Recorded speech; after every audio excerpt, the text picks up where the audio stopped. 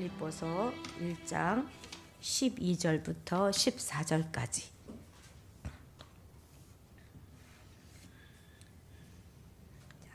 짧으니까 우리 같이 다 읽도록 합시다. 처음부터 같이 읽습니다. 형제들아, 내가 당한 일이 도리어 복음 전파의 진전이 된 줄을 너희가 알기를 원하노라. 이러므로 나의 매임이 그리스도 안에서 모든 시대 안과 그 밖에 모든 사람에게 나타났으니 형제 중 다수가 나의 매임으로 말미암아 주 안에서 신뢰함으로 겁없이 하나님의 말씀을 더욱 담대히 전하게 되었느니라. 아멘. 이영기 목사님 나오시겠습니다.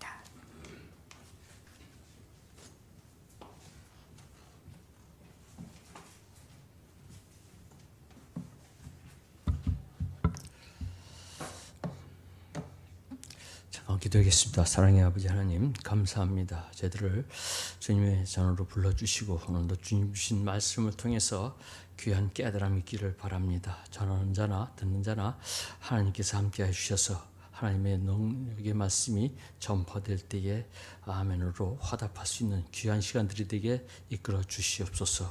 감사하며 예수님의 이름을 들어서 기도했습니다. 아멘.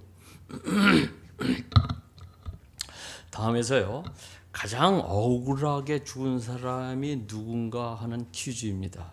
첫째 사람은요, 원래는 96번 버스를 타야 하는데 69번을 잘못 알고 96번으로 착각하고 탔다가 죽은 사람입니다. 두 번째 사람은요, 결혼식이 내일인데 그 버스를 탔다가 안타깝게 희생된 총각입니다. 세 번째 사람은 버스가 막 출발할 때에 저 뒤에서 급하게 달려와서 버스를 세워서 겨우 탔다가 변을 당한 사람입니다. 네 번째 사람은 버스 안에서 졸다가 그만 자기가 내릴 정거장을 놓쳐서 한 정거장 더 가는 바람에 죽은 사람입니다. 이 중에서 누가 가장 억울하게 죽은 사람이라고 생각합니까? 이건 실제 얘기가 아니라 인터넷에 올라온 가장 재수 없는 사람은 누구인가라는 글이었습니다. 여러분, 그 속에 담긴 뜻이 우리가 살고 있는 이 세상에 얼마나 모순과 불합리한 것으로 가득 차 있는가를 냉소적으로 말해주고 있기 때문입니다. 96번을 타야 하는데 69번 버스를 착각해서 96번으로 탔다가 죽었다는 것, 또 내일 결혼식을 앞두고 행복한 삶의 온갖 꿈과 희망이 부풀었는데 그날을 넘기지 못하고 죽었다는 것, 이제 막 떠나는 버스를 있는 힘껏 다해서 달려가서 겨우 잡아 탔는데 하필이면 그 버스가 사고가 나서 죽었다는 것, 삶이 힘들고 피곤하여 깜빡 졸다가 한 정거장 더 가는 바람에 그만 사고가 나서 죽었다는 것, 다 모두 다 억울한 경우이죠. 그런데 문제는요, 오늘 우리 삶 속에서도 이런 우스갯소리로 끝날 것이 아니라 우리 삶 속에서도 이렇게 억울한 일들, 비합리적인 일들이 많이 일어나는 것을 볼 수 있습니다. 가까운 일례로요, 서울에서 제주 가는 비행기 탔다가 어린아이가, 깐난아이가 우는 바람에 옆에 있던 40대 남자가 술 먹고 큰 난리를 치고 그런 일이 있죠. 근데요, 또 어떤 글이 올라오기를 그건 어린 깐난아이가 아니라 7살 된 어린아이다 뭐 이런 식으로 해가지고 또 그거를 곡해하는 글이 또 올라왔답니다. 그랬더니 그 옆에 서 있던 사람이 사진 녹음까지 하면서 그거는 정말로 갓난아이고, 그리고 기사에는 안 났지만 그 남자는 그 아이 아빠에게 가르침까지 뱉었다고. 그런데 그 아이 아빠는 참았다라는 그런 사실 팩트를 올려서 그것을 무마한 그런 유튜브가 올라와 있습니다. 여러분, 우리 생활 속에서요, 이렇게 정말로 말도 안 되는 일들이 우리 가운데 이렇게 일어나고 있습니다. 그러면 왜 하나님, 왜 나에게 이런 일이 일어납니까? 또 왜 우리 가정에 이런 어떤 불행한 일들이 계속 일어납니까? 왜 나에게, 나의 아내에게, 나의 남편에게, 나의 자식들에게, 나의 부모에게 이러한 어려운 일들이 일어날 때에 우리는 그 이유를 몰라서 또한 고통받을 때가 너무나 많이 있습니다. 그렇다면요, 먼저 바울이 당한 일 한번 보시기 바랍니다. 12절입니다. 같이 읽겠습니다. 형제들아, 내가 당한 일이 도리어 복음 전파의 진전이 된 줄을 너희가 알기를 원하노라. 우리가요, 빌립보서 전체를 살펴보면요, 바울이 말하고 있는 나의 당한 일, 그건 즉 로마 감옥에 갇혀 있는 것을 얘기하고 있습니다. 그는 지금 아무런 죄도 없이 로마 감옥에 갇혀서 쇠사슬에 묶인 채 고통을 받고 있습니다. 그러므로 지금 바울이 말하고 있는 나의 당할 일이라는 것은 좁은 의미에서 그가 지금 로마의 감옥에 갇혀 있는 것을 말하고 있는 것입니다.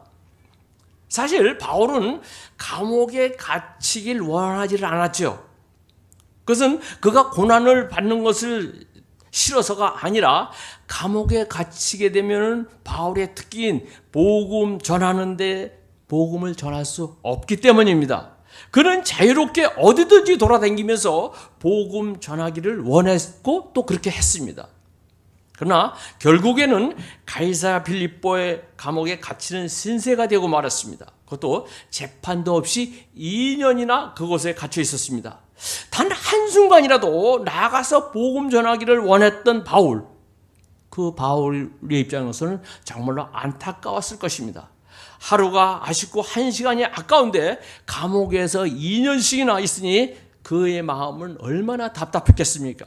그래서 그는 한 가지를 생각해낸 것이 내가 로마의 황제에게 상소를 하여서 로마로 가는 것이었습니다. 바울은 로마 시민권을 갖고 있었기 때문에 로마의 황제에게 상소를 하면 당시 법에 의해서 바울은 황제 앞에 가서 재판을 받게 되었습니다. 그가 이렇게 한 것은요, 어떻게 했든지 빌립보 감옥에서 나와서 복음을 전하고 싶어서였기 때문입니다. 그래서 그는 죄수의 몸으로 로마로 호송을 당하게 됩니다. 그러나요, 로마로 가는 길도 결코 평탄치가 않았죠. 사도행전 27장에 보면요, 그가 로마로 압송되어 가는 가운데 여러 가지 어려운 일들을 겪습니다. 그는 다른 죄수들과 같이 배를 타고 로마로 향하는데 그만 도중에 큰 풍랑을 만나게 되고 배가 파손할 지경에까지 이르죠. 풍랑은 2주 동안 계속되고 구원받을 소망마저 다 끊어질 정도로 심한 풍랑이었습니다. 그래서 모두 다 이제 죽었구나 하고 포기를 하려고 하는데 하나님의 사자가 바울에게 나타났죠. 23절 24절 사도행전 같이 읽겠습니다. 내가 속한 바 곧 내가 섬기는 하나님의 사자가 어젯밤에 내 곁에 서서 말하되 바울아 두려워하지 말라. 내가 가이사 앞에 서야 하겠고 또 하나님께서 너와 함께 항해하는 자를 다 내게 주셨다 하셨으니 내가 반드시 가이사 앞에 서야 될 것이고 또 배에 탄 사람들 한 사람도 다칠 것이 없을 것이니까 두려워하지 말고 복음을 전해라는 말씀이죠. 과연 천사의 말대로 그들은 멜리데라 하는 섬에 피신하게 되고 마침내 그리고 로마에 도착을 합니다. 그리고 그는 로마 감옥에 갇혀서 2년이라는 세월을 보내게 됩니다. 그러면요, 지금 바울은 거의 한 4년에서 5년이라는 세월을 감옥에 갇히거나 혹은 온갖 고생을 하게 되는 것이죠. 아마도 바울은 이 기간 동안이 정말로 굉장히 답답했을 것입니다. 하나님 어찌해서 나로 하여금 이 긴 시간 동안 이 감옥에 갇혀 있게 하시는 것입니까? 내가 빨리 나가서 복음을 전해야 될 이 몸이 하나님 왜 나를 하여금 이 감옥에 갇혀 있게 하는 것입니까? 라는 안타까운 마음을 갖고 있었을 것입니다. 아니면 그는 그 감옥에서 정말로 허무하게 생을 마감해야 되는 것이 아닌가라는 이 불안한 마음도 있었을 것입니다.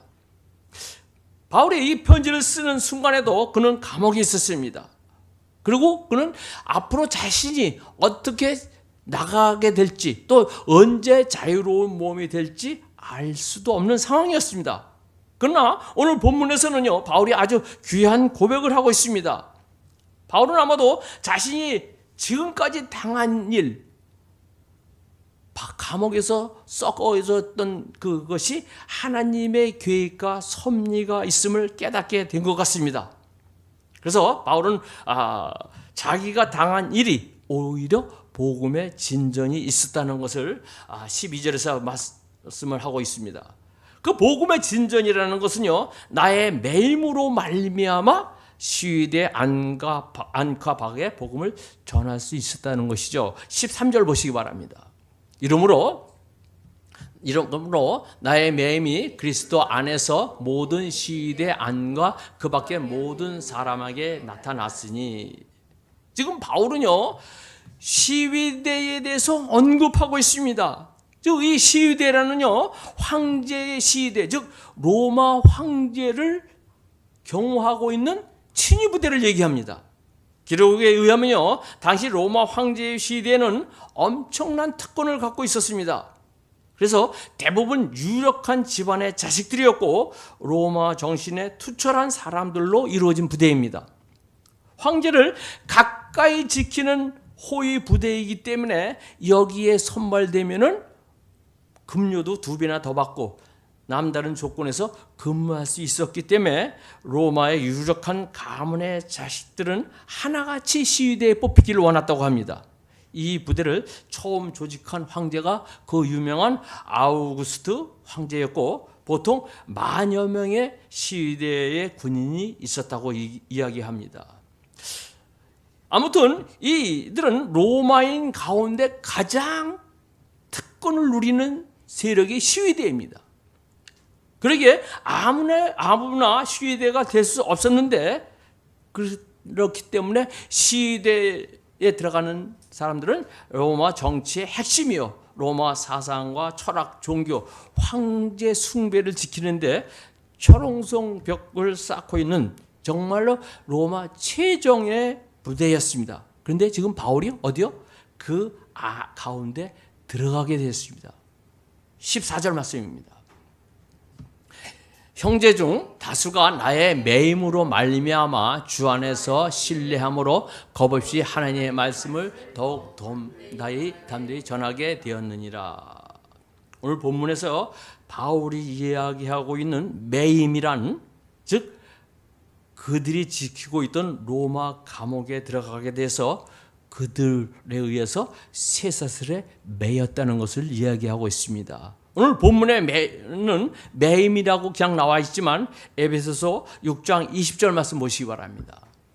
같이 읽겠습니다. 이 일을 위하여 내가 쇠사슬에 매인 사신이 된 것은 나로 이 일에 당연히 할 말을 담대히 하려 했습니다. 분명히 자기가 쇠사슬에 매인 사신이 되었다고 바울은 얘기하고 있습니다. 그리고 또 같은 장면을 설명하고 있습니다. 사도행전 28장 20절입니다. 이러므로 너희를 보고 함께 이야기하려고 청하였으니 이스라엘의 소망으로 말미암아 내가 이 쇠사슬에 매인 바 되었노라. 그런데요, 그가 쇠사슬에 매였다고 하는 이 사실이 정말로 굉장히 중요한 말씀입니다. 왜냐하면요, 그가 쇠사슬에 매였다 하는 이 말, 이것은 무엇을 얘기하냐면 그 당시 아까 먼저 말씀하신 로마 정신이 투철한 시대 군인들에게, 시대원들에게 복음을 전할 수 있는 그런 때였기 때문인 것입니다. 그 당시요, 로마 사람은 중죄수를 가둘 때에 간수 2사람이 양옆에 팔을 끼고 쇠사슬을 메고 팔을 끼고 그 다음에 앞뒤로 지키고 있었다고 합니다. 그러니까 한 중죄인을 4명이서 지키고 있는 것입니다. 그리고 보초는 6시간씩 하루에 4번을 교대하기 때문에 최소한 바울 곁에는 하루 16명의 시위대 군인들이 그를 지키고 있었던 것입니다. 여러분, 바울은 어떤 사람입니까? 로마 법정에서는 바울은 자신의 변론할 기회가 주어졌음에도 불구하고 그는 법정에서 무슨 말로 변론을 합니까? 자기 목숨이 아까우니까 나를 살려달라고? 아니죠. 우리가 아는 대로 바울은 가이사랴 빌립보 법정에서 재판을 받을 때도 아그리빠 왕과 베스도 총독 앞에서 그는 예수 그리스도를 증거한 사람입니다. 재판을 받으면서 지금 바울은 아그리빠나 베스도 앞에서 예수를 증거했다고 얘기하고 있습니다. 23절 말씀입니다. 사도행전. 같이 읽겠습니다. 곧 그리스도가 고난을 받으실 것과 죽은 자 가운데서 먼저 다시 살아나사 이스라엘과 이방인들에게 빛을 전하리라 함이라 하시니라. 그리스도를 지금 여기서 증거하고 있죠. 즉 부활의 그리스도를 증거하고 있습니다. 그때 베스도가 뭐라고 얘기하고 있습니까? 24절 말씀입니다. 바울이 이같이 변명하며 베스도가 크게 소리내어 이르되 바울아 내가 미쳤도다. 내 많은 학문이 너를 미치게 한다 하니. 바울로부터 그리스도의 복음을 들었을 때 베스도는 내가 미쳤다고, 너는 많은 학문을 알고 있음으로 인해서 내가 미친 소리를 한다고 지금 베스도가 바울에게 이야기하고 있죠. 그때 바울은 뭐라고 얘기합니까? 25절 말씀입니다. 바울이 이럴 때 베스도 각하여 내가 미친 것이 아니요 참되고 온전한 말을 하나이다. 내가 미친 말을 한 것이 아니라 사실을 있는 그대로 이야기하고 있다고 지금 바울은 증거하고 있습니다. 또 바울은요 베스도 총독에게도 했지만 아그리빠 왕에게도 또 이야기하고 있습니다. 28절입니다.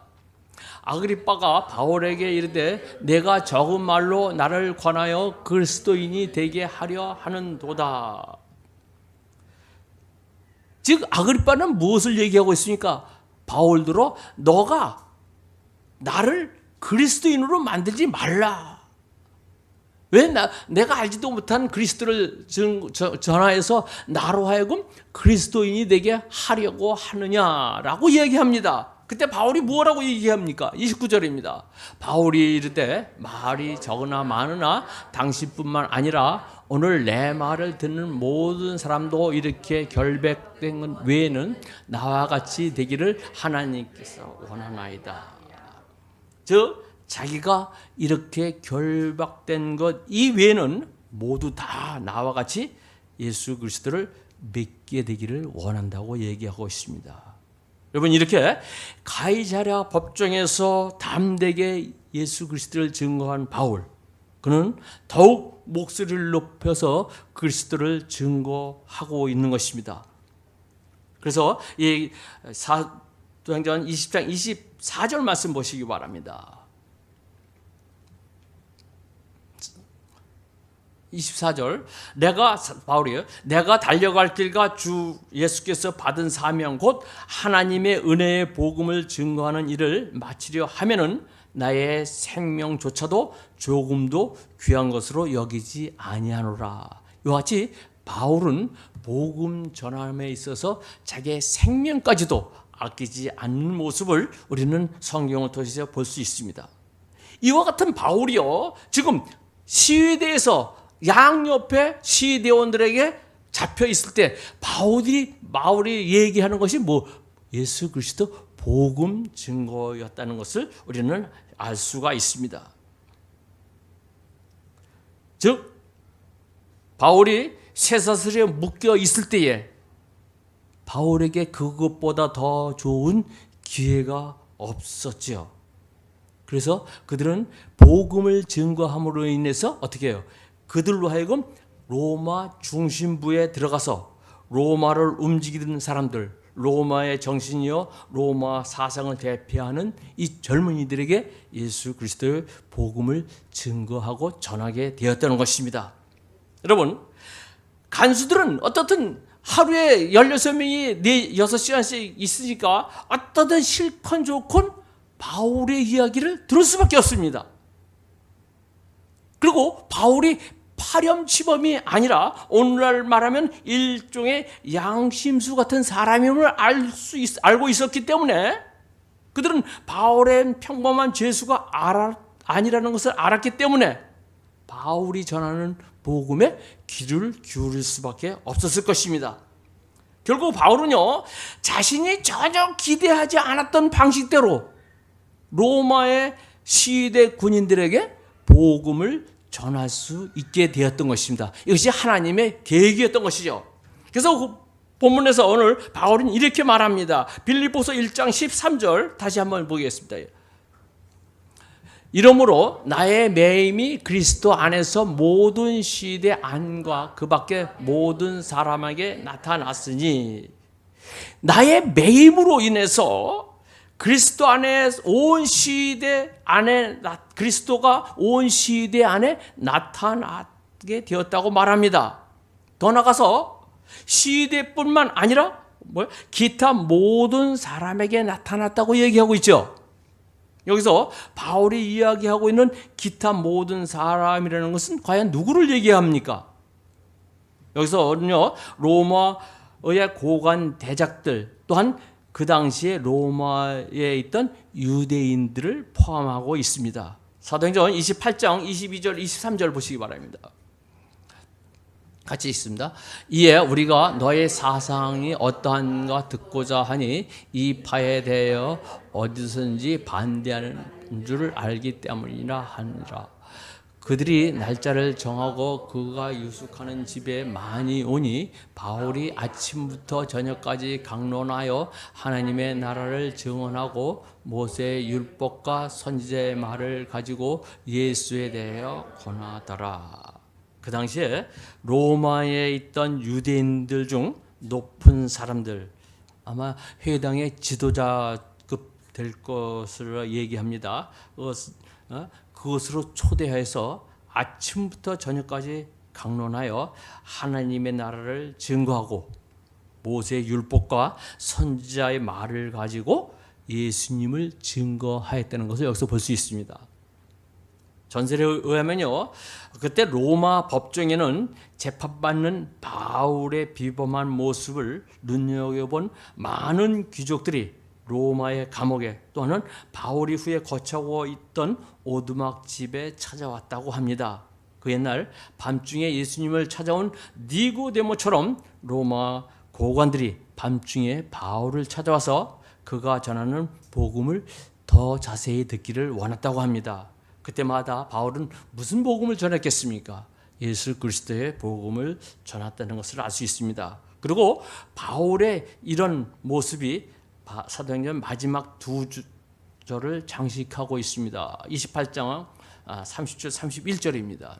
바울이 온 이태를 자기 셋집에 머물면서 자기에게 오는 사람을 다 영접하고 하나님의 나라를 전파하며 주 예수 그리스도에 관하여 모든 것을 담대하게 거침없이 가르치더라. 결국 바울로부터 이 복음을 들은 고관들이 가정에 가서 이야기하고 친구에게 이야기하고 이렇게 해서 전파된 복음이 로마 황궁 도시 전체를 퍼져나가는 놀라운 역사들이 이루어지게 되었던 것입니다. 기록에 의하면요, 이렇게 시대와 로마 고관들에게 복음이 전파된 결과 주후 64년경에 네로 황제의 대박해 때 이미 네로의 삼촌과 친척들이 예수님을 믿고 있었다고 합니다. 또 기독교인들을 순교케 한 도미티아누스 황제 때 그의 어머니와 딸들도 기독교인이었다고, 그리고 그 신하들 가운데서도 기독교인이 많이 있었다고 얘기합니다. 참으로 놀랍고 감격스러운 것은 우리가 이런 기록들을 세상적인 문안에서만 찾는 것이 아니라 바로 하나님의 말씀에서도 발견되는 것이죠. 빌립보서 마지막 장 보시기 바랍니다. 빌립보서 4장 22절입니다. 같이 읽겠습니다. 모든 성도들이 너에게 문안하되 특히 가이사의 집 사람 중 몇이니라. 모든 성도들, 즉 로마 교인들을 얘기하고 너희에게는 빌립보 교인들에게 문안하되 특별히 가이사의 집 사람 중 몇이라. 여기서요, 가이사의 집 사람 중 몇이라는 말을 누구를 지칭하는 말이겠습니까? 이들이 바로 황제의 친척들 내지 로마 황궁에 있던 고관 대적들을 이야기하고 있는 것입니다. 결국은요, 바울이 주후 60년경 로마 감옥에 이르러서 그곳 시위대의 안과 로마의 높은 관리들에게 복음을 전한 이후 불과 300년이 지나서 그 거대한 로마 제국이 예수 그리스도의 복음의 정복이 된 것을 볼 수 있습니다. 그래서 주 380년경 데오도시우스 황제에 의해서 기독교가 로마의 국교가 되었고 그때부터 로마에는 오직 하나의 종교, 즉 기독교만 존재하게 되었습니다.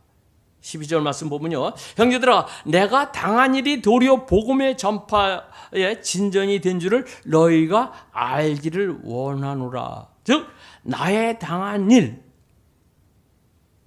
바울이 당한 일 그 뒤에 숨어있던 하나님의 섭리를 알기를 원한다라고 바울은 얘기하고 있습니다. 우리가 생각할 때 바울은 복음 전하기를 헐헐 날아다니면서 복음 전하기를 원했는데 하나님은 그 바울을 죄인으로 만들어서 감옥에 가두고 그 감옥을 지키는 로마의 건의대에 의해 복음을 전할 수 있는 그런 길로 하나님이 이끌어 주셨다는 것을 이야기를 하고 있습니다. 그래서 바울이 무엇을 얘기하고 있습니까? 이 서신을 쓸 때에 그는 로마의 옥중 생활에도 거의 끝나갈 때쯤 썼습니다. 그래서 지난 일들을 가만히 앉아서 생각해 보니까 바울에게 커다란 깨달음이 오게 되는 것이죠. 그것은 바로 자신의 쇠사슬의 매임으로 인해서 결과적으로 복음에 큰 진전이 왔다는 것입니다. 여러분, 그렇다면 이제 이 귀한 말씀 저와 여러분에게 비춰보기를 원합니다. 오랜 기간 동안 어려운 환경 가운데 답답하고 실망 가운데 있지 않았습니까? 제가 이번에 수련회 갔다가 차 안에서 황 집사님하고도 얘기를 했지만 저는 정말로 생각지도 않게 하나님의 훈련에 의해서 제주도 가서 제주도에서 사차 생활을 한 10여 년을 했는데요. 그때 저희 아들이 초등학교, 중학교 된 게 있었는데 사찰이라는 것이 정말로 자녀들이 공부라든가 자녀들의 그 앞날에 대해서 조언하고 어드바이스 할 수 있는 그런 시간은 전혀 없습니다. 그 교회 일에만 매달리다 보니까요. 그러니까 우리 아들은요, 자기 스스로 엄마 아빠는 저런 일에 있으니까 밥도 자기 스스로 찾아 먹고 라면도 자기 스스로 이렇게 끓여 먹고 그랬는데 그때 제가 생각하기를 야, 저게 커서 뭐가 될까? 그런 생각을 갖고 있었거든요. 그리고 제가 거기서 이제 그 교회 사찰하면서 너무나 막노동도 하려니까 저희 큰아버지가 오셔갖고, 야, 할 일이 없으면 꼭 제주도까지 가서 종노릇을 해야 되냐. 이런 식으로까지 얘기를 했어요. 그때 저 자신도 정말로 제 자신이 저를 봤을 때 참 초량하더라고요. 근데요, 40년이 지난 지금 보니까요, 하나님의 인도함으로 정말로 저희 결혼해서 손주를 낳고 또 좋은 직장에 들어가고 좋은